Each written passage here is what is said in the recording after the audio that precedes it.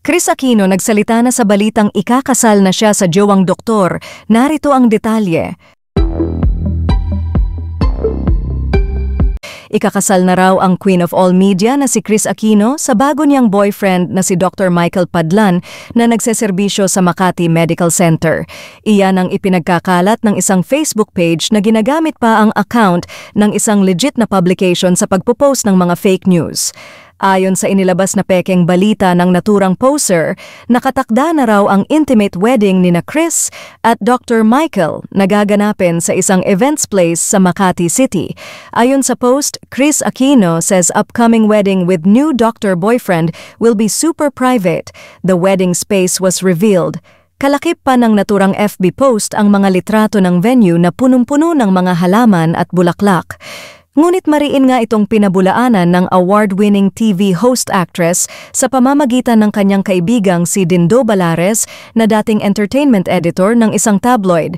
Narito ang buong post ni Dindo sa kanyang kalakip ang mga screenshot ng ipinakakalat na fake news ng naturang Facebook page. The best answer to that fake news, ang title ng kanyang social media post. Back to Bicol ako para ituloy ang pagtatanim nang matanggap ko ang sunod-sunod na messages at link ng post na ikakasal daw si Chris sa physician boyfriend. Nasa ibaba po ang chat namin ni Chrissy kanina, pasakalya ng konfidante ng premyadong TV host. Hello Chrissy! As much as possible ayaw kong iniistorbo ka, pero dumadami ang nagtatanong na media friends. Gusto mo bang sagutin ko? Ang sabi pa sa post. Ito naman daw ang naging reply ni Chris.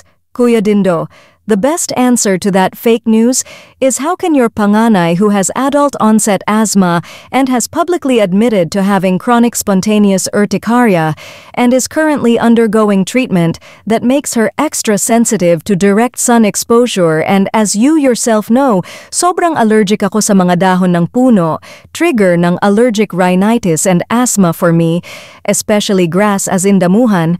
Does it make sense na pipili ako ng outdoor venue na punong-puno ng halaman? Hindi lang ako ang may asthma, si Bimb also has asthma.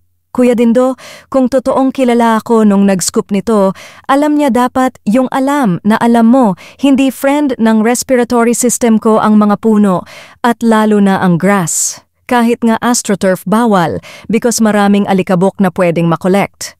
Dapat maniwala lang sila kung ikaw o si paring Ogie Diaz ang mag-giveaway na blind item. Lahad pa ni Chris. Nasa Pilipinas na ngayon ang nanay nina Joshua at Bimby at patuloy pa ring sumasailalim sa iba't ibang treatment para sa kanyang autoimmune diseases.